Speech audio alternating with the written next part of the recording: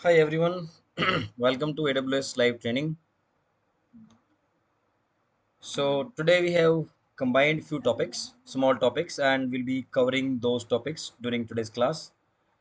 Before that, in case you are having any doubts from yesterday's class, you can ask me.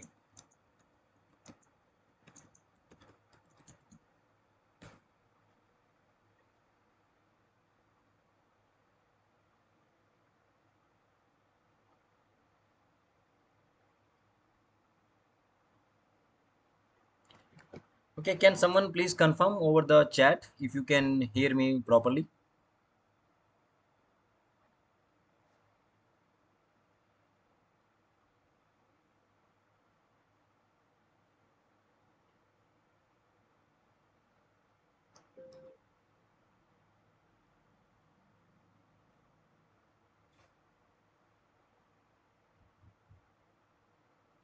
Okay, thanks Baswaras for the confirmation. Thanks Kumar Sen. Okay, that's good.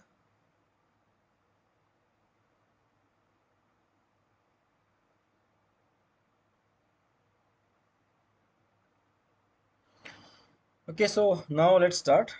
So give me a moment. Let me log in into my account.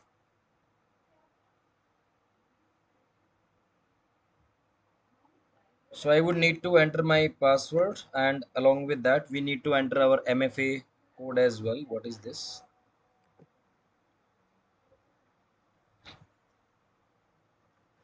Let me refresh.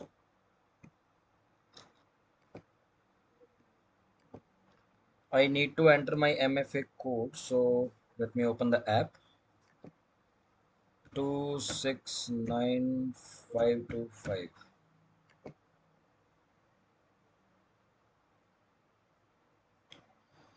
Okay, so I am coming to the home page and we'll be talking about four services today.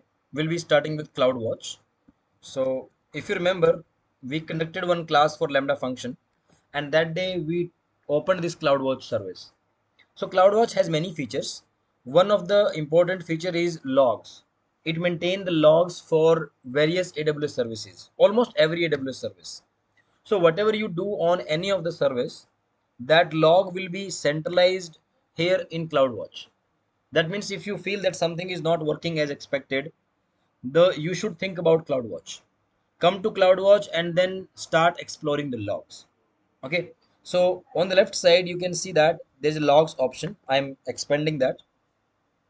Click on log group, because there are different type of log group. Group means all the Lambda functions will be grouped together.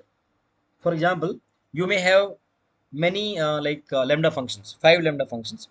So those 5 Lambda function will be combined into one log group. Now, as of now, you can see that there are two log group. One is for Lambda function and one is for crawler. Yesterday we created one crawler, right? If you want to see any log related to crawler, you can click on that. And let's see. Yesterday we were facing some issue, right? Let's check it out if we can get some details. So we'll click on my first crawler. And is there any,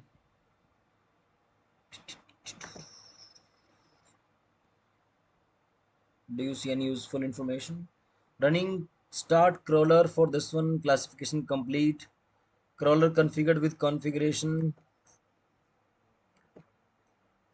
Version 1, create partition index 2, update behavior is this. Created table.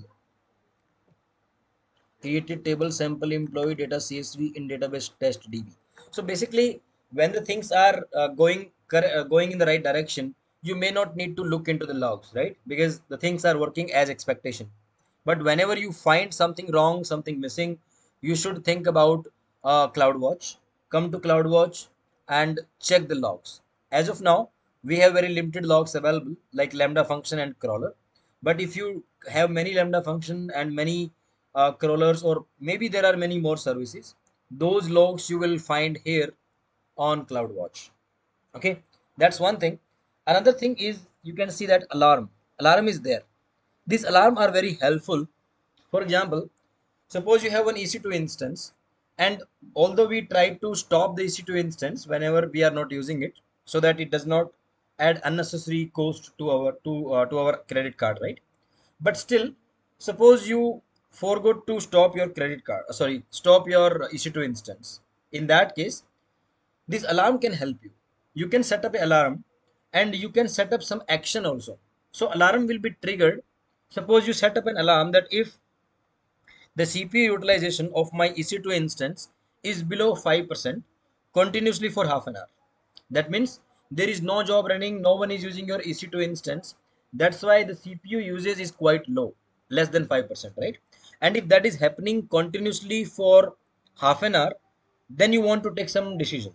Maybe you want to stop the instance, or you want to terminate the instance, or you want to take some other action.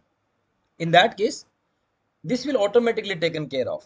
That means even if you forget to stop your EC2 instance and you close your suppose laptop and you forgot it, even in that case, after half an hour, this alarm will be triggered. This alarm will monitor that the CPU utilization for your EC2 instance is below 5% continuously for 30 minutes. It will stop your instance automatically. I will show you how to do it. So what you can do is click on all alarms, and you can notice that there is no alarm available as of now. That's absolutely fine. We'll click on create alarm. Okay, and then preview of the metric or metric expression and alarm threshold. So select metric EC2 per instance metric. Okay, we will go with CPU utilization. There are many ways to do it, but we'll go with CPU utilization for this particular instance. Okay, and now click on select metric. Okay, now you see here, metric name is CPU utilization, instance ID is this one, and instance name my first EC2 server, and the, I mean the criteria, right? Based upon that, it will take some action. So the criteria I am taking is average of CPU utilization for 5 minutes. No, let's change it. Let's make it 15 minutes. Okay, so basically for 15 minutes, if the average CPU utilization is something, we'll put some condition here. I would say lower or equal, and here I would put 5. Okay, so if your CPU utilization is less than 5% continuously for 15 minutes, in that case it will take some action. What action it will take, that also we'll talk about. So additional configuration, data points to alarm 1 of 1, rating missing. Okay, this is not required. We'll click on next. So what do we want to do in case this condition met? Suppose for 15 minutes the CPU utilization is less than 5%. Suppose your condition is met, so your alarm will be triggered. But after triggering the alarm, what action you want to take? There are many ways to do it. First thing is, send a notification to the following SNS topic. SNS is one of the service which we will be talking about today, but we haven't talked about it yet, right? So we can skip it. So let's skip it. Create a new topic, use topic ARN. But why it's are making it mandatory? Remove. Okay, so you can remove it. I don't want to send any notification, rather I would like to stop my instance. You can see here EC2 action, because sending a notification will not stop your server. Okay, it will only intimate someone. So suppose for 15 minutes your CPU utilization is less than 5%, it will send an email to some particular email ID. So the people concerned people, they will come to know that this scenario has occurred, but that will not stop your instance. You have to manually do it. That's why instead of sending a notification, rather I will go with EC2 action. Click on that, and what you want like to do, I would like to do stop the instance. There are many more options available like terminate or reboot, but instead of terminate and reboot, I would like to go with stop. Okay, and click on add issue. Okay, this one is not required. Okay, click on next. Alarm name, I would say stop my EC2 server. Okay, that's all. Click on next, and that's all. Click on create alarm. Okay, so at this point of time, you can see that the current state of your alarm is insufficient data, because till next 15 minutes it will capture the data. It will not take any action before 15 minutes. So let it monitor for next 15 minutes, and in case it will find that the CPU utilization is less than 5%, it will automatically stop your instance. You don't have to stop it manually. Okay, this is one example. You can create as many alarms as you want, and you can take different type of action. We selected the EC2 related alarm, but you can have something else for other services as well.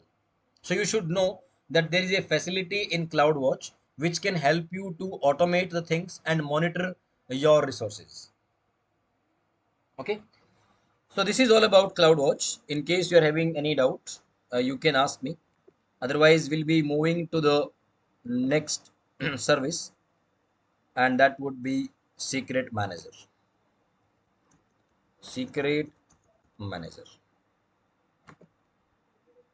Okay, so before we proceed, there is a question from Somnath.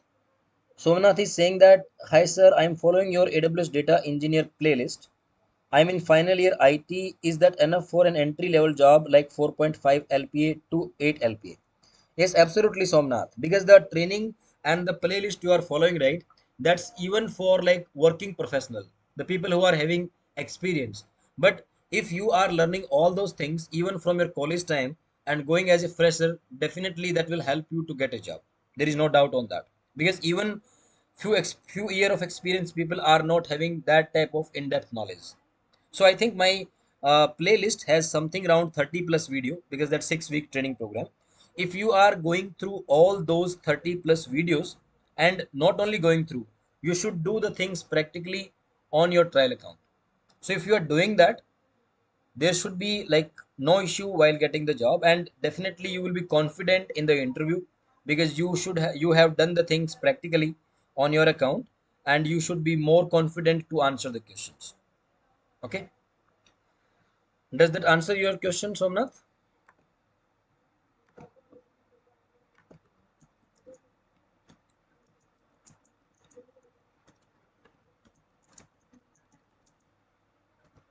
So I'm just conducting a small poll in the chat, just to check like how many people are clear on CloudWatch service.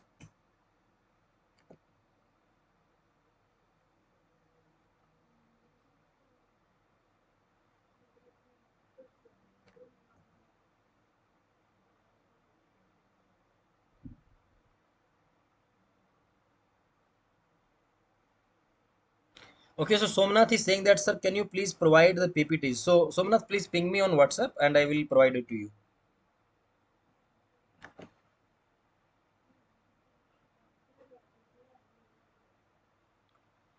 So 67% people are saying that yes. I asked like any doubt on CloudWatch. They are saying yes.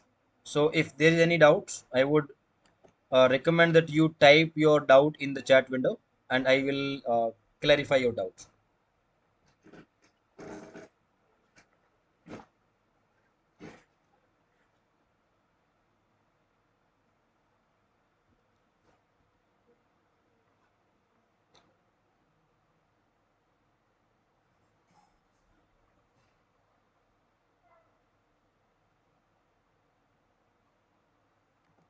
Hey Somnath, if you do not have the number, then how are you getting the live classes links?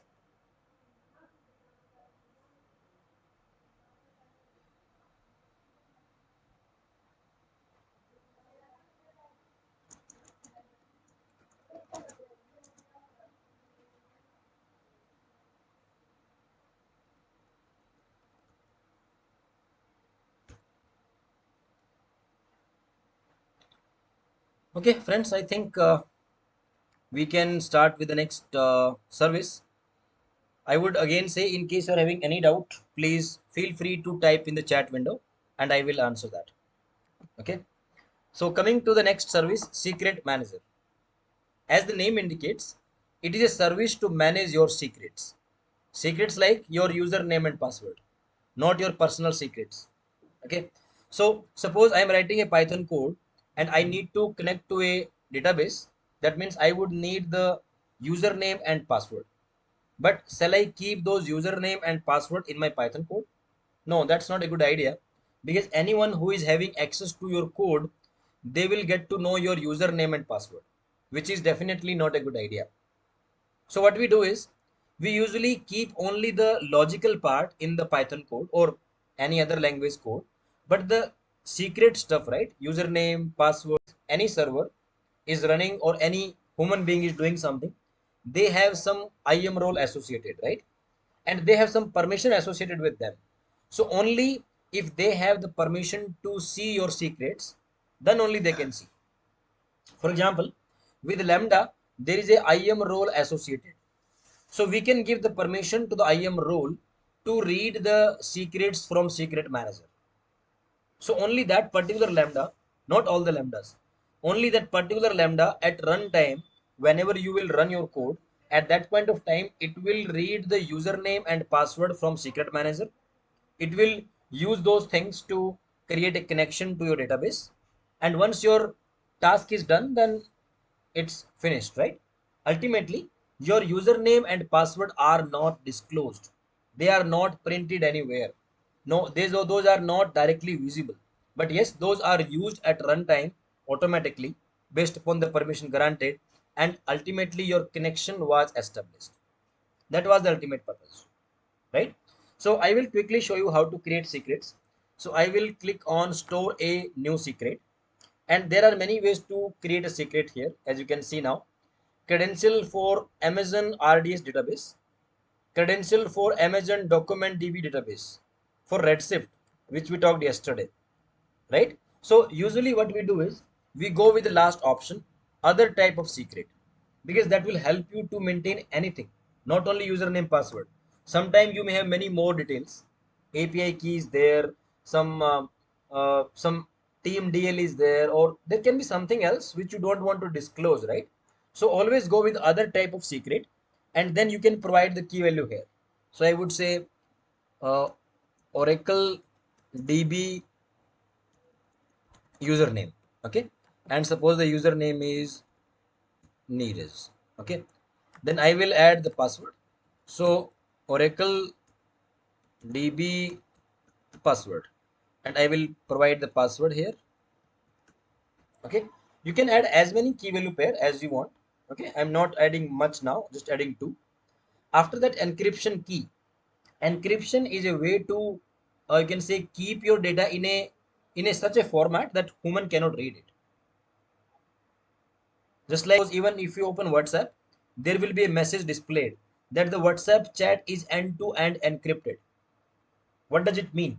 It means that anyone, any hacker or any internet service provider, they cannot see your chat because that is encrypted. Because even if they try to see, suppose you are typing hello, so over the network, hello is not traveling.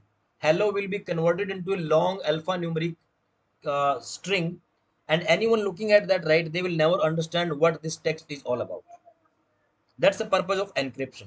So whatever username and password you want to keep, those will not be stored as it is, rather those will be stored in an encrypted way. That's why you have to choose some encryption key, and you don't need to change it. I mean, whatever is displayed, just keep it as it is. That means AWS responsibility to encrypt your secrets. Okay, so moving to the next. Secret name, it's up to you. I would say my Oracle DB details. It's up to you. And here you can provide a description if you want. Tags are always optional, and click on next. One more option is there, that is optional, replicate secret. For example, your services are running into multiple regions. Mumbai region, Japan region, Australia, America, Singapore, right? In that case, because your services in running into multiple region, so even the secret manager you have to keep it in multiple regions. But does it mean that I will create the secret manager in all the regions and I will add the username and password in those regions? That's not required. You create the region, create the secret manager in one region, And this replicate, right, that will help you to replicate the same thing to other regions as well. So basically, from maintenance point of view, it's easy to maintain because you have to create or delete or update at only one place, only in one region. From there, it will be automatically replicated to other regions. Okay, so I'm not doing it, although you should be aware like how to use the multi-region services. I'm clicking on next, and after that, you can click on next again. You can review it. All these details are displayed here, and the good part is they are providing you the sample code, because secret manager will only hold your secrets. It will only store your data. How to retrieve it? I was giving you an example that suppose lambda function is running at runtime, it will read the secret manager, it will read your username and password, and then it will use those username and password for establishing the database connection. So here they are providing you the sample code in case you are working on Java. So this is the Java code how to read your secret values from secret manager. In case you're working on JavaScript application, you can use this. We have C hash, we have Python, we have Ruby, we have Go. So at least 6 programming language sample they have already given. So in case your Lambda, or not only Lambda, it can be suppose you are running your code on EC2 instance. That's also possible. So even in that case, you will not keep your password on the server. That's not good. So your code is there on the server, that's absolutely fine. But at runtime, your server will read the username and password from secret manager and use it for establishing the connection. So you can pick up the code from here. You can change it as per your requirement, and you can easily use secret manager. In my current project, not only username password, there are many more things, more than 50 key value pairs, 50 items you can say. More than 50 items we have in a single secret manager. One more benefit is that it's not only about hiding the username and password. I will tell you one more example. Suppose you have 3 different environments: development environment, stage environment, and production environment. Right? Now, development environment, when your code will run, it will connect to database of dev environment, because we have 3 different databases: Oracle database for development, another Oracle database for stage, and one more Oracle database for production. If you have 3 different database servers, that means their username and password will be different, right? So in that case, the code will remain same. The same code will run in dev, but while creating the connection, it will read the username and password from secret manager, and it will create the connection with development database. When the same code will run, try to understand, the code will remain same. There is no change in the code, only change in username and password. So when the same code will run in stage, it will read the username and password from stage secret manager, which will be different user, different password. So ultimately, we are not duplicating the code. The same code can be used. For example, if you are opening your internet banking, for example, it will display welcome your name. Suppose your name is Somnath, so it will say welcome Somnath, right? Remaining details will maybe same, but few details will change, like your name, your balance, and some more detail. But other features like type of credit card available, other services of banks, those will remain same. Similarly, if I will open the same app, it will say welcome Neeraj. So that only few things are changing, remaining things will remain as it is. Similarly, the code will remain same, only the username and password will be different as per your different environments. So that is also one of the use case where you need to use secret manager. Okay, so that is all about secret manager. I will not be creating it. I can simply cancel it.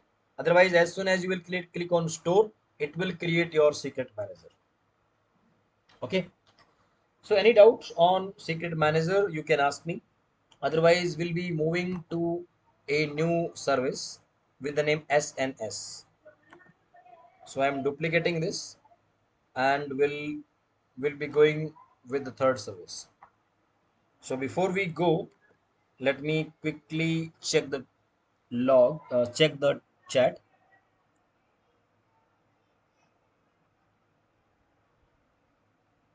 So Kumar Sen is saying that it's better you can share in Microsoft Teams so that you can also speak. Yes, Kumar Sen, that's a good idea, but the number of people are very limited. You know, there are 200 plus people in the WhatsApp group, out of which only 4 or 5 people are attending this training. Otherwise, I had many more plans, like we can even do on the go-to meeting where everyone can speak and everyone can ask the doubts. But by looking at the response from people, so anyway, you can still type your questions in the chat window and I will answer for everyone. Okay, let me conduct a small poll again. So I'm asking any doubt on secret manager.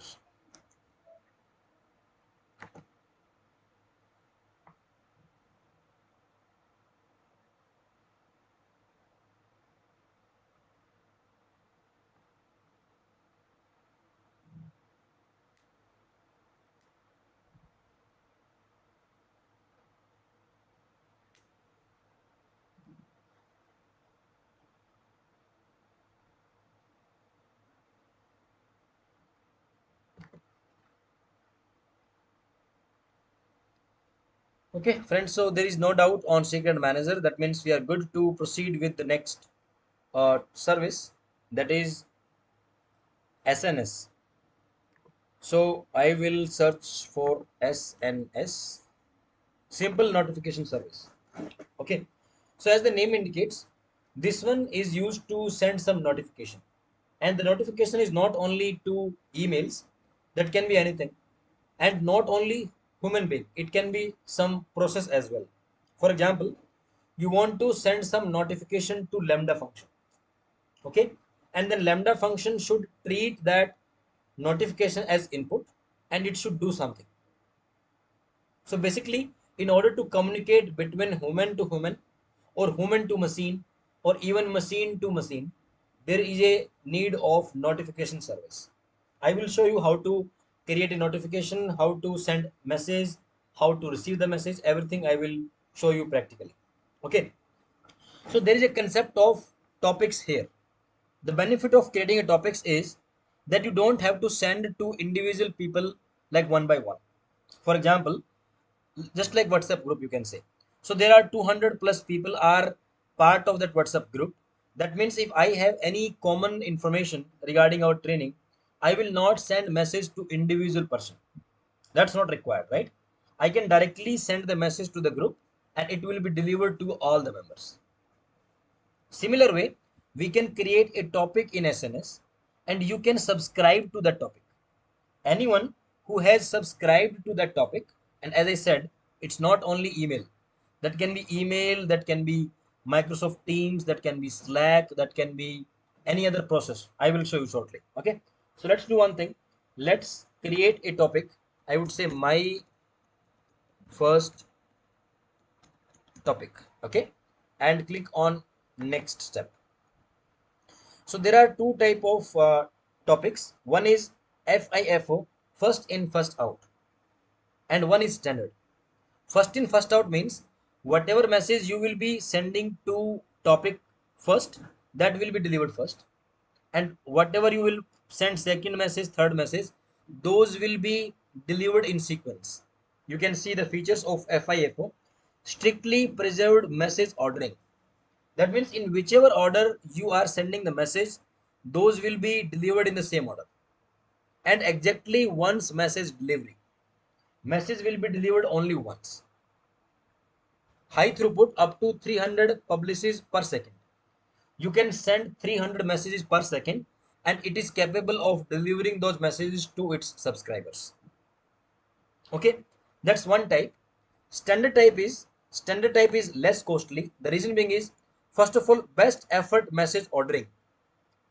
That means it will try its best to keep the message in the same order, but not guaranteed. You send some message like 1, 2, 3, 4. Those may be delivered like 1, 2, 4, 3. That means fourth message is delivered before delivery of third message. If that does not affect anything, it depends upon your application. Suppose you are sending some SMS, some promotional SMS, right? In that case, if your messages are delivered here and there little bit, that's still fine, right? That's not causing any issue.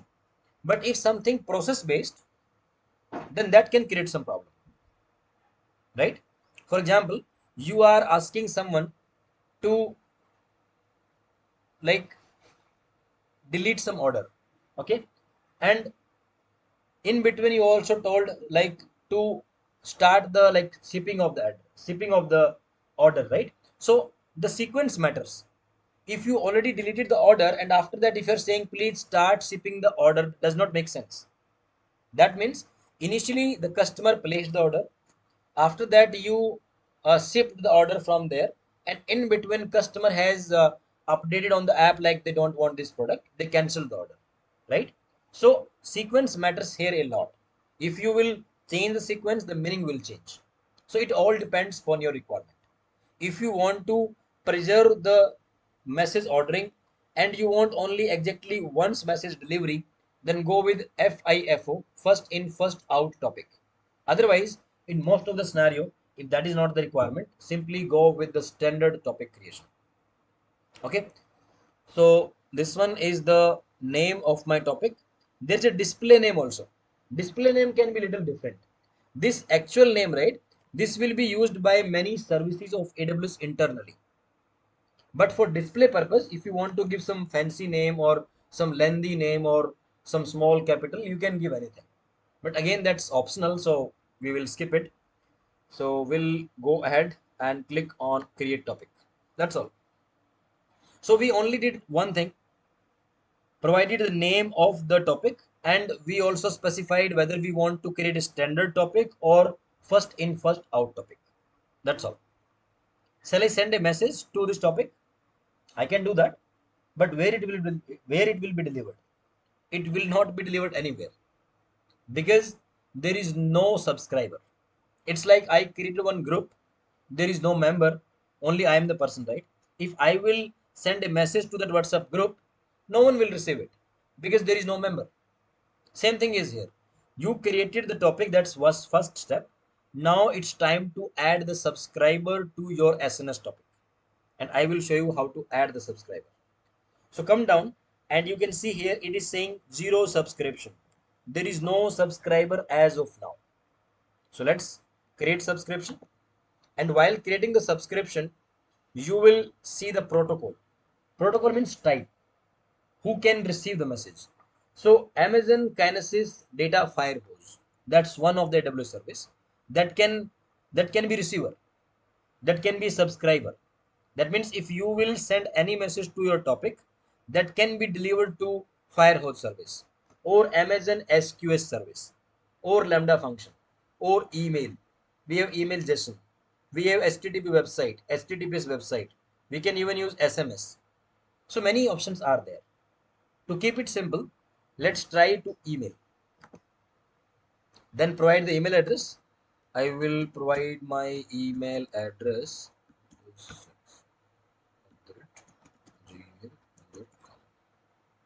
Okay, so what I'm doing is I'm adding my email address as the subscriber to this SNS topic. That means if I will send any message to my topic, that will be delivered to all the subscriber, and subscriber can be of different type. Maybe one SMS subscriber, one email subscriber, one Lambda subscriber, or one can be a website subscriber. So I will not send the message to all subscribers separately. I will only publish my message to the topic, and after that it's AWS responsibility to deliver your message to all of your subscribers.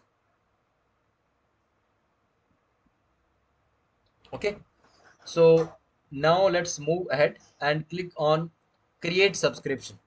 Okay, so you cannot add anyone blindly to the subscription because AWS will send an email to the specified email address.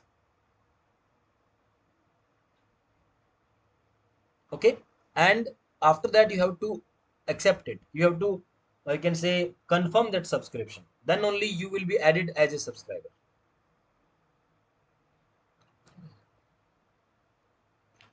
So I will be opening my email. Just give me a moment.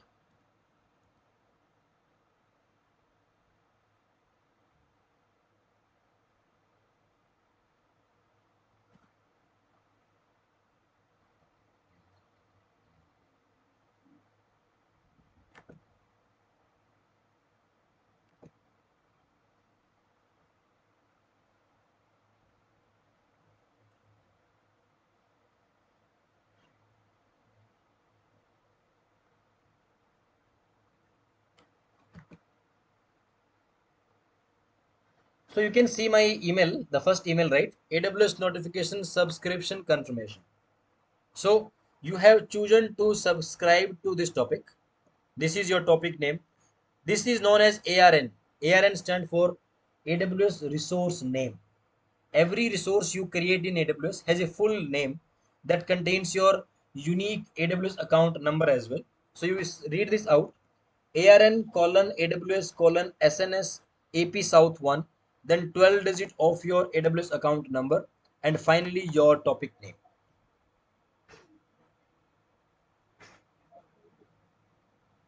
Okay, so this one is basically, you can say, confirm your subscription. So I will click on confirm subscription and your subscription will be confirmed.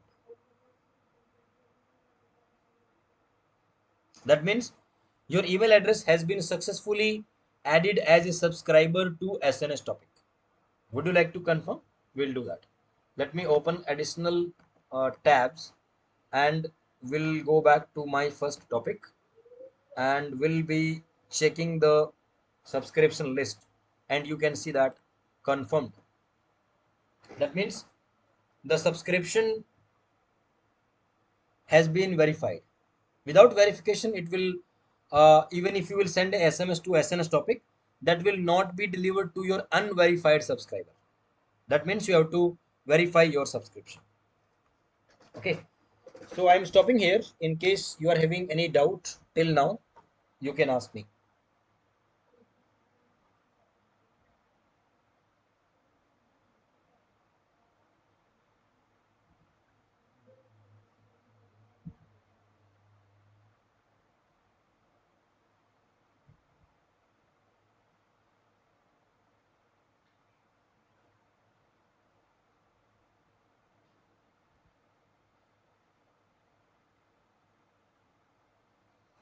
Let me ask on the chat. Maybe there is a delay in my.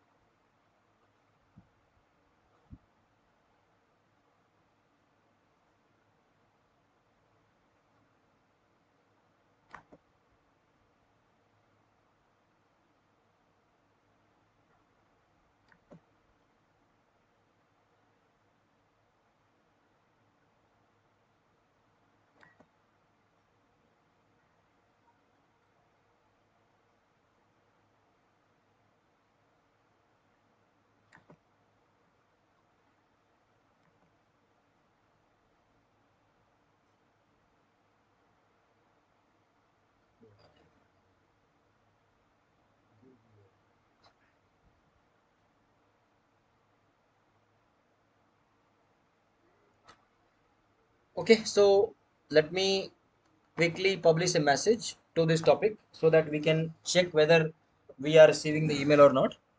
Okay, so I will go up, click on publish message. You can put some subject test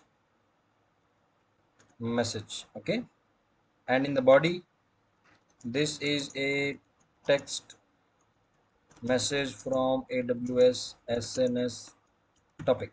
Okay, and click on publish message. That's all. It will be delivered to the subscriber, any number of subscriber. It's quite fast. As we discussed, like, you can even send 300 messages per second, and AWS SNS service is capable of delivering those messages to its subscriber. Okay, so what I will do is I will be opening my email again.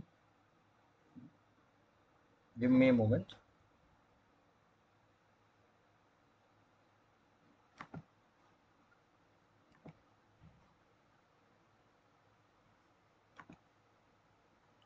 So you can see this one text message is coming here, and you can see the subject line as well as the body of the message.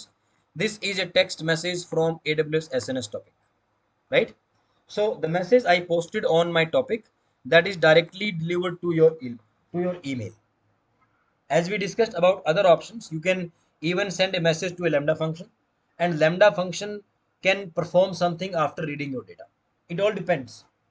Okay, just like when we were creating an alarm, that means if your EC2 instance CPU utilization is going below some limit or it's going above some limit, if you want to notify someone, if you want to send a message to a particular SNS topic, even you can do that. That means SNS service can be integrated with any other services as well. This provides very easy communication between AWS services. Okay, so any doubt till now, you can ask me. Otherwise, we can proceed.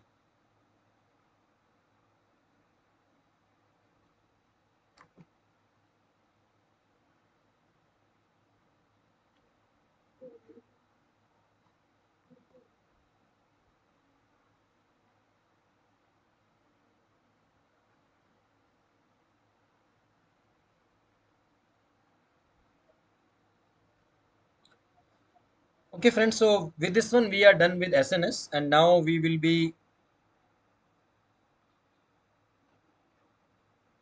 starting with the next topic, the last topic for today. That is SQS. So I will search for SQS. Okay, SQS is a simple queue service. I will tell you what's the difference between SNS and SQS, and we'll also talk about the use case, like in which scenario we should use SNS and in which scenario we should use SQS. Okay, so SNS is only for notification, sending some small message, right? On the other side, SQS is a queuing service. Let's take an example. Suppose there are two person, right? One person is doing some work and another person, suppose for example, there's a printer is printing 10 pages per minute, and there is a human being, there is a, you can say, operator. He has to sign the paper one by one. So a machine can print 10 papers or even 20 papers per minute, that's possible. But what about human being?